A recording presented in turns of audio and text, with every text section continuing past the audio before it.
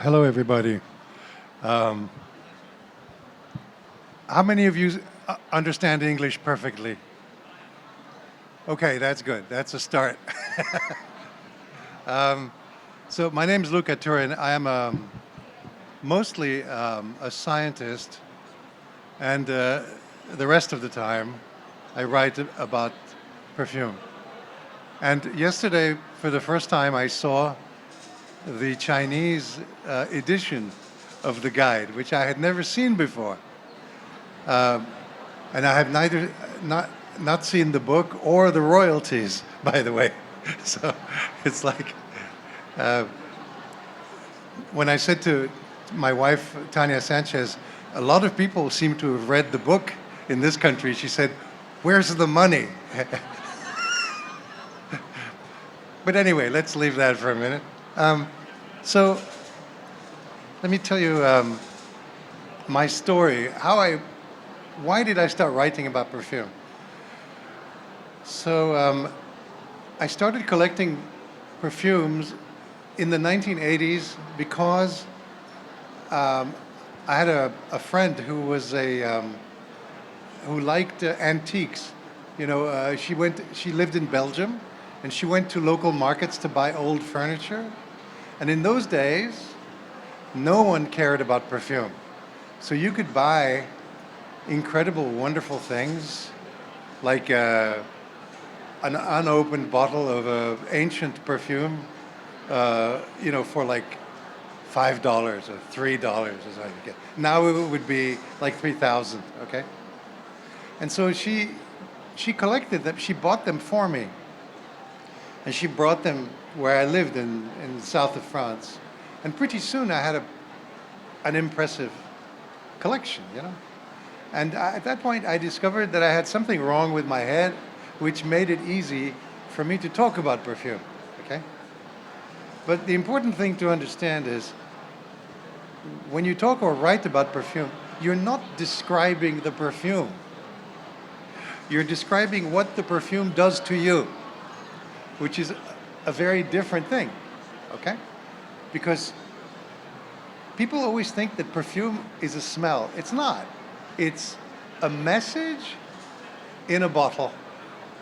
The message from the perfumer is put in a bottle, the bottle gets shipped to you, you smell it, and you read the message.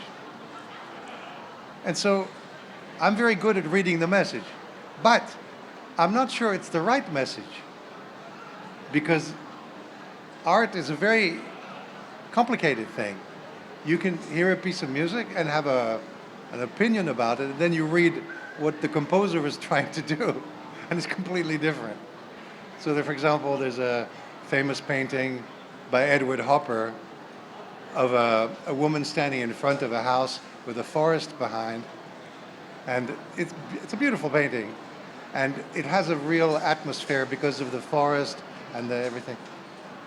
And when they asked him why he did it, he said, "I wanted to use only white for the wall. The only purpose of the painting was technical."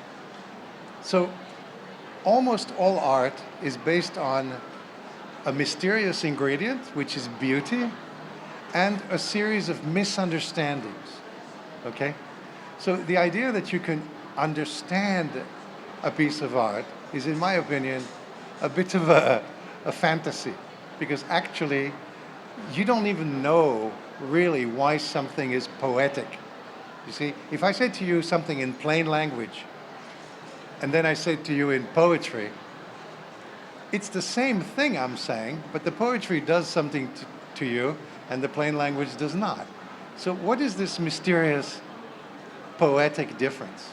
So in perfumery, it's the same. People say to me, oh, this perfume contains rose and oud and osmanthus and whatever, and I don't care. It's like saying this symphony contains violins and cellos and trumpets. It's like, yeah, all symphonies contain violin, cellos, and trumpets. But the point is, what's the tune? What's the poetry? What's the beauty? So for me, the important thing, why I have a good time, okay, is first of all because when you're a perfume critic, like I wrote a book in the early 90s. Nobody was doing this at the time. Actually, there was one guy in the States who was doing it for a perfumery magazine. I've never read his work, but people told me about it. But it was considered crazy, right? I mean, how could you write about perfume? And the answer is, you can write about music, you can write about anything, as long as people want to read it, which is a big question, of course. So I started writing about perfume because a friend of mine was so tired of listening to me talking about perfume that he said, "Can you please write a book and shut up?" Okay. That was the original inspiration. And so I found a publisher in Paris. I think it may have been the worst publisher in France. And they printed maybe 200 copies. But because it was the only perfume guide, they said in their publicity, it is the best-selling perfume guide. Of course it's the best-selling. There are no others. So they sold like 110 copies, and it was the best-selling perfume guide, I love that. That's clever, you see. And what happened was, when it was published, was nothing. Nothing happened. Except the perfumers read the book. And they thought that I was one of them writing under a different name. So they were looking at each other saying, who is this guy? And why is he saying bad things about my perfume?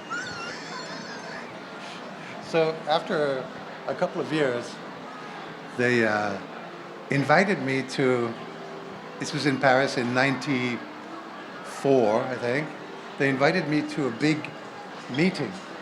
And there were 4 journalists on the stage, and I was one of them, journalist. And the other 3 were people who wrote for magazines. And there was a woman a famous perfume writer in France who wrote for a magazine, and the audience is all perfumers, okay? This is the French Society of Perfumery. So in my estimation, it was like having Beethoven, Mozart, and Chopin, and Brahms, and everybody else sitting there looking at me, okay? And this woman, I will not say her name, she stood up and said, "Perfumery is not art." And there was a silence. You can imagine. People were politely listening to her. And I said, "I'm sorry, but when I look at the front row, and I think these are the genius artists who have done these things that have made so much, difference to my life, how can you say it's not art?" So I asked her, "Why is it not art?" And she said, "Because they get paid." And I said, "You must be joking, right? Do you think Mozart wasn't paid? He was doing this to pay the bills." So at the time, the perfumers were not known. Nobody knew who composed perfumes. Now they're stars, And I think I helped a little bit with that. Okay, I'm sorry. Can you hear me? Is that good? Yeah. You can always, when something you do matches the fashion, it's always difficult to say what you did and what the fashion did. Okay, but this fashion, this interest in perfumery, which is due to the internet mostly, niche fragrance, plus people who write about perfume, it's a big combination of things. But in 30 years, the world has completely changed. Okay, and so now there's hundreds of people writing about perfume. And people sometimes ask me, does it bother you that other people are doing? No, of course not. There's hundreds of film critics, hundreds. There's hundreds of literary critics and music critics. Why shouldn't there be hundreds of perfume critics? For me, my work in perfume criticism started out with a little French guide, the best-selling one that I mentioned earlier. And then there was a long period where I wanted to write a bigger one in English.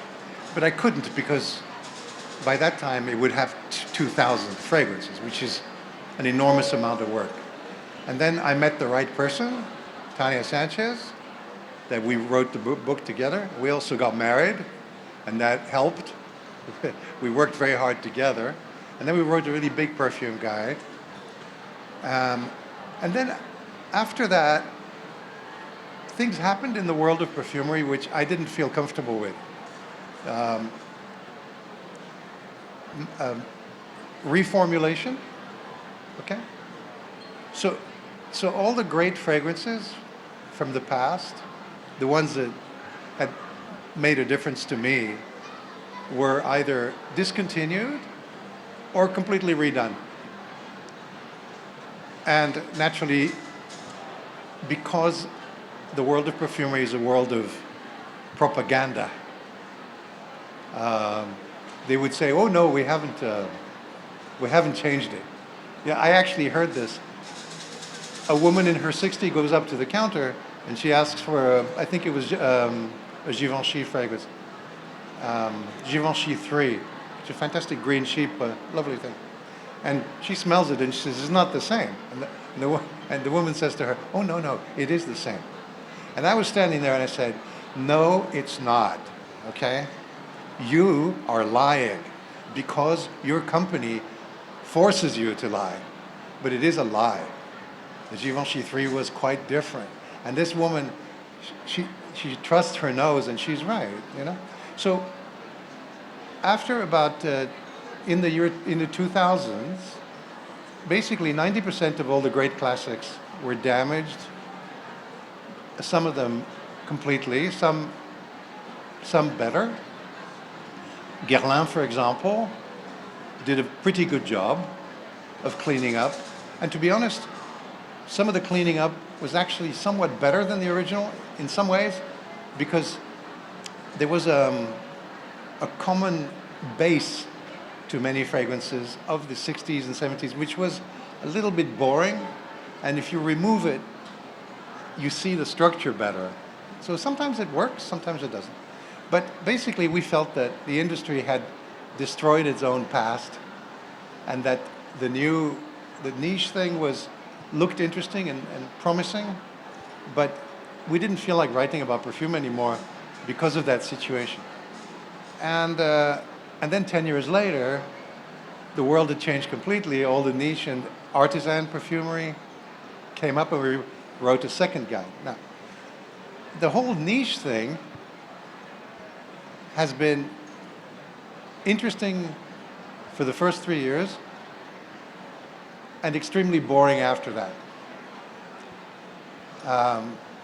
Because there's nothing more banal than wanting to be original, if you see what I mean. They're copying each other. There is a style of niche, you know. I'm sure you know what niche style is. A smoky perfume, incense, all these cliches, you know. And initially they were basically perfumes your mother wouldn't wear, okay? But here there are two problems. First of all, the perfumes that your mother wears are really good. So let's not forget that there's a good reason to wear Chanel 5 or Mitsuko or something, you know. And secondly, your mother wears them anyway, the niche perfumes, because now they are the mainstream, okay? But, so there's a very interesting situation where the classics were damaged, the new stuff turned out to be rather conventional and repetitive, and also everything started costing twice as much as it did before. It's like, I remember the days when you could buy an Estee Lauder perfume for like $60, okay? And all of a sudden you go there and the same damn thing or something close to it is 150 or now 200 or 250. What is going on, you know? I mean, okay, there is inflation in price, but I did a research recently on the internet about the price of perfume, okay? The price of perfume, all perfumes now in real constant dollars, cost the same as Joy used to cost in 1950. Joy was the most expensive perfume in the world. So every perfume today thinks they are Joy by Jean Patou, not the Joy by Dior, by the way, which should be in a garbage can. The most appalling piece of nonsense. In fact, I'm glad that there is an international criminal court, because I think one day the guys from Dior who bought Jean Patou to destroy the name Joy, to remove the perfume and to give it to another perfume, they should be in jail for a few years, or maybe they should be selling soap in Paraguay or something. Anyway, but the idea now that you can buy a perfume that is basically a $1 perfume content per bottle for $250, that is, in my opinion, not sustainable. And I'll give you an example. I have a 12-year-old daughter. She goes to a little shop called Claire's that sells pearls and accessories, and there's a perfume, and it's called Cherry Bliss. It smells fantastic. I didn't know this. $12. Okay? That's the real price. That's the actual price. Once you remove all the nonsense, $12. So she buys it, she sprays it on, she comes down for dinner, and I'm saying, what is that? You know, fantastic fragrance, right? She says, Claire's. Cherry Bliss, $12. Now, that is what I call an honest product. They're not selling you the face of Keira Knightley or whoever. They're not selling you a name. They're not selling you an aspirational nonsense. They're selling you what Coty and Guerlain and Rosine and those people were selling, which is a tremendous perfume. And in the end, when people tell me, you know, we had a little debate in the beginning of this show where they're talking about a niche house should have a story. It's like, don't give me stories. I don't care about your story. Because it's always the same story anyway. Oh, I was born in whatever, either in Grasse or in Shanghai, and my mother used to fix whatever your mother fixed. And I still love that thing, and I made a perfume that smells like that. It's like, I don't care. I totally, absolutely do not care. Do not send me the press release. Just send me the bottle. And do what Coty did. You know, François Coty, who was a crazy guy, great businessman, not a perfumer, but a good art director.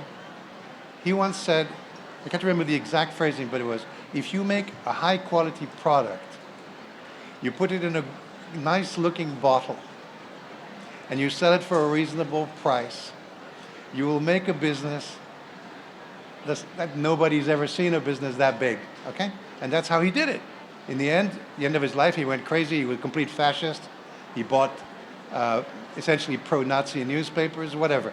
But he had, at that point, factories all over the world making these great fragrances, which, by the way, do not exist anymore. Coty has removed them completely. Anyway, but that's perfume. That's an honest product. And you sell that for roughly, if you think about it, how much is a paperback book? Let's say $20.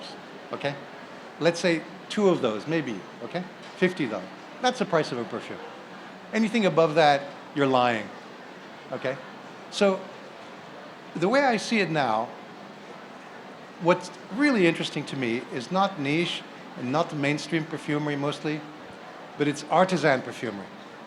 People who are doing direct sales on the internet, they do not try to be in shops.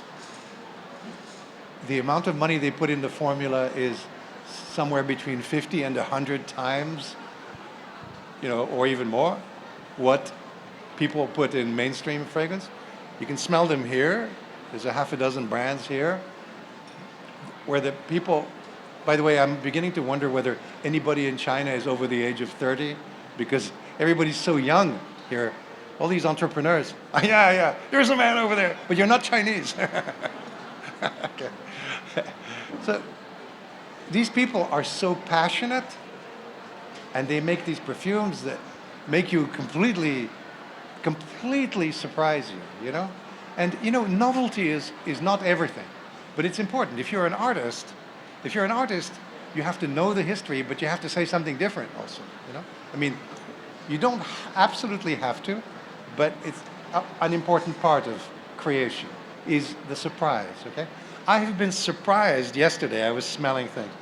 I've smelled some things that, I mean, I called up my wife and I said, you would not, I'm sorry I can't send you the smell on the phone because you will not believe this stuff, okay?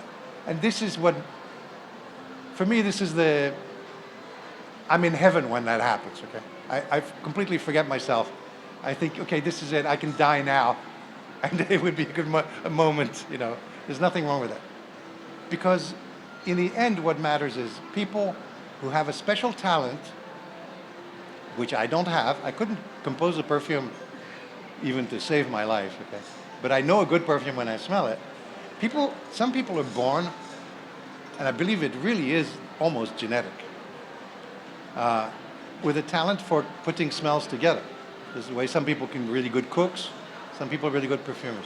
And what we really want is to get those guys and girls to do perfumes. You want as many talented people to get into the profession. Unfortunately, it's not easy because the profession is a very guarded profession. It's a fortress. There's like these big 5 or 6 fragrance houses have their own schools. It's very hard to get in and to get training. But it probably doesn't matter in the long term. It doesn't matter. Many music composers were self-taught. Many more than we think, actually. They took some lessons, but it didn't really matter. What they had was something in their head. So I can see here in China, much more than in the equivalent trade shows in the West, I can see a creative mentality which is not driven by business. Business is important. If you want to carry on being a creator, you have to make some money. Otherwise, your company stops, right? But in Europe, there's a lot of companies where it's a business idea, a name, a concept, a look, and then 5 minutes before the trade show, they think, what did we put in the bottles, okay? And so then they put 12 perfumes, and it's just boring, okay? Whereas what I see here is a very different thing. But the special thing about China, and I am Italian, okay? And I've always believed Italians are special because they have like the Japanese, they have a sense of objects. They know how to make things that look good. And many designers have told me this, that the only 2 countries where you don't need to explain things very well to how to make an object are Japan and Italy. In Italy, you go there and you say, I'd like a thing that feels like this and looks like this, and they say, don't worry, we know how to do that, okay? And Japan's the same.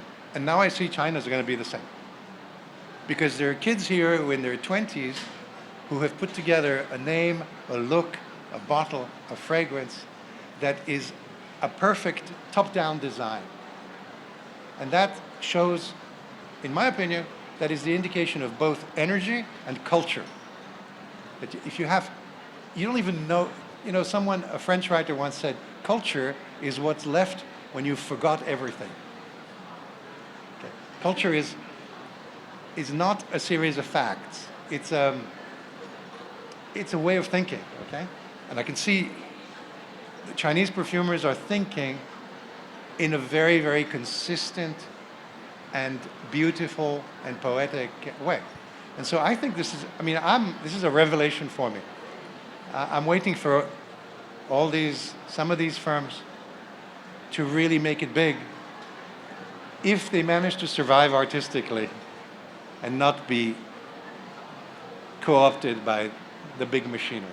Anyway, that's pretty much what I have to say. I'd love to have some questions from the audience, if that's okay. Thank you for your attention.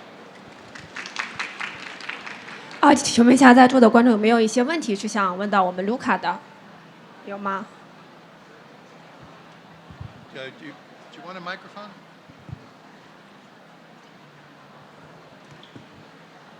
请问一下，在座有吗？有没有一些想提问的？ Yeah, I'll put the thing down. 有没有想提问的？没有吗？没有吗 ？Yes。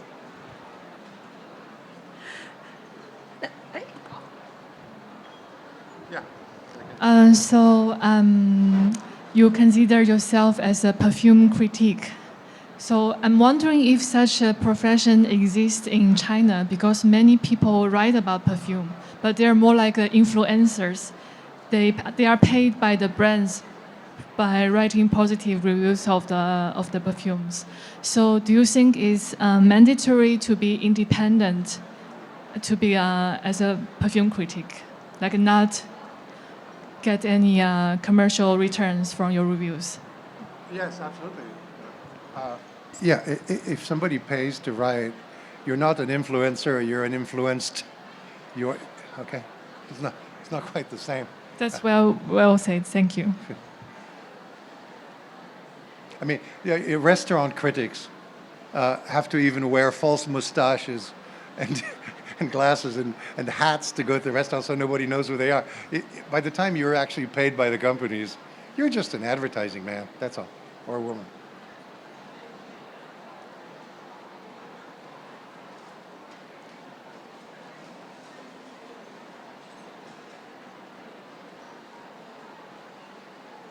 Wait. By the way, I'm really upset nobody ever offered to pay me. It's extremely frustrating, you know. Hi, Mr. Luca. I Hi. have a question. Go ahead, I think please. in the space of giving criticism to perfumes, how do you maintain objectivity and subjectivity in giving the criticisms towards the perfumes that you've come across? I've never been objective 1 second in my entire life, so the objectivity doesn't come into it. It's just me talking about perfume. You know, objective perfumery is a gas chromatography. That's what objective perfumery is. Okay, thank you. Sure.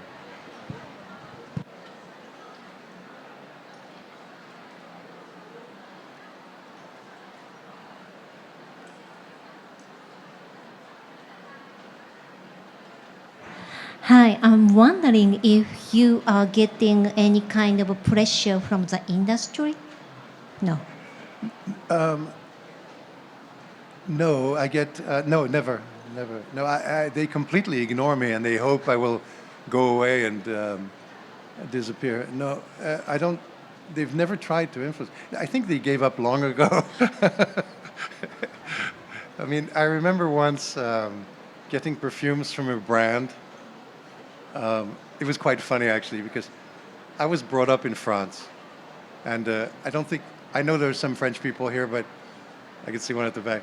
The French are quite rude. They're quite unpleasant. Okay, especially I mean, they think they're tremendously polite, but actually they're not. Okay, so whenever I was dealing with PR people in fragrance companies in France, it was me that was calling them up in French and so on and so forth.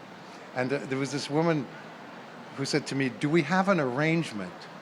Like to write perfume reviews? Do we have an agreement?" And I said, "No, we don't have an agreement." And she says, "Why should I send you the perfumes?" And I said, "I'll tell you why. Because if you don't, I'm going to have to go to the department store and smell them and take the metro, and it'll take me an hour, and I'll be in a bad mood." That's why. Okay. So then she immediately sent a huge package with a motorcycle rider and so on and so forth. So no, they haven't. Nobody's tried to influence me, but they disapprove not so much of individual perfume reviews. I'll tell you something weird about perfume. Many perfumers, when I write a bad review, they don't feel directly attacked because what they did was they showed 6 things to the customer. The customer picked one, and it wasn't necessarily the one that they liked best. So there's an element of disconnection. So that's very strange, actually. It's very unusual. So they don't often get really pissed off, and when they do get pissed off, they don't tell me anyways. Okay. But in the case of niche, Yeah. niche perfume, they are choosing by themselves. I know. So with niche, especially not so much niche. I mean, niche that has been bought by Lauder is not niche or L'Oréal. Okay, so for artisan perfumes, I don't want to damage their chances. So if an artisan sends me perfumes that are terrible, I simply don't write about them. Okay, because there's no point. You don't no point in shooting down people who are trying to do something. Okay. But if L'Oreal does something awful, I'd be happy Okay. to say it's garbage. Okay. Great. Thanks.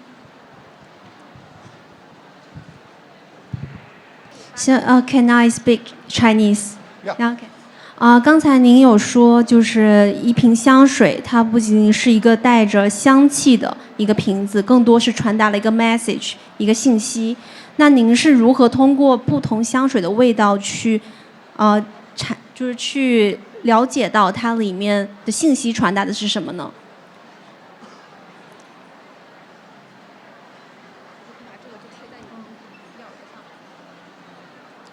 Thank you. Actually, what I said was, what I said is that I believe the perfumer tells a story, but it's not a story in words. If you could say it in words, you would be a writer, not a perfumer. So, all the arts are actually autonomous.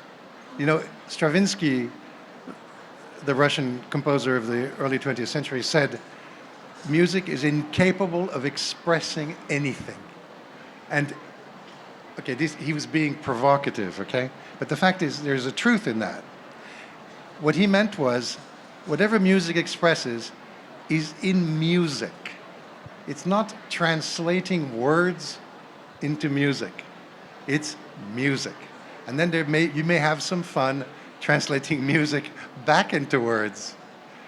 But the message in the bottle is not a message in words.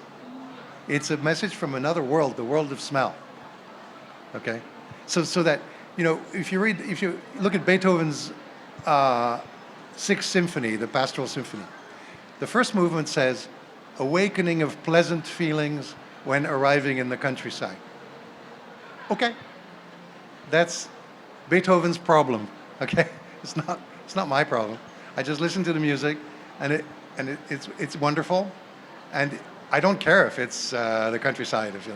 And a wonderful counterexample of that is there's a wonderful piece of music by Aaron Copland, a great American composer of the 50s, called Appalachian Spring, and it's a ballet music, and the person who commissioned it, Martha Graham, asked him to write a 12 or 15-minute piece for strings and whatever the ensemble was.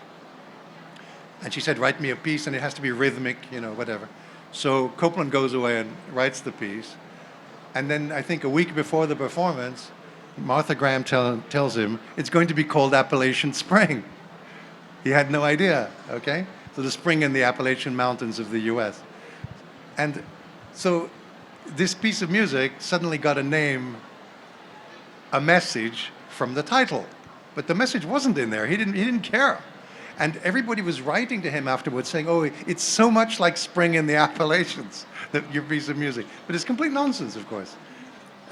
As I always say, if people could write, the people who can write don't do perfumes. They're writers. I mean, in the end, you do it, whatever art you do is because that's how your poetry comes out. If it was words, you'd be writing. Okay? So let's not fool ourselves. Does that answer your question? I'm glad. Thank you. 好，非常谢谢我们卢卡的分享。然后就是我们今天的论坛的话，其实要到这里就先结束了。那么稍后的话，我们会有一个卢卡的签售会，如果大家感兴趣的话，可以去我们的那个 VIP 的 room， 然后进行排队。然后他们那边也是可以就是购买他的书，然后这边也会请他为你们签字。好，那谢谢大家参加我们的论坛，谢谢大家。Thank you.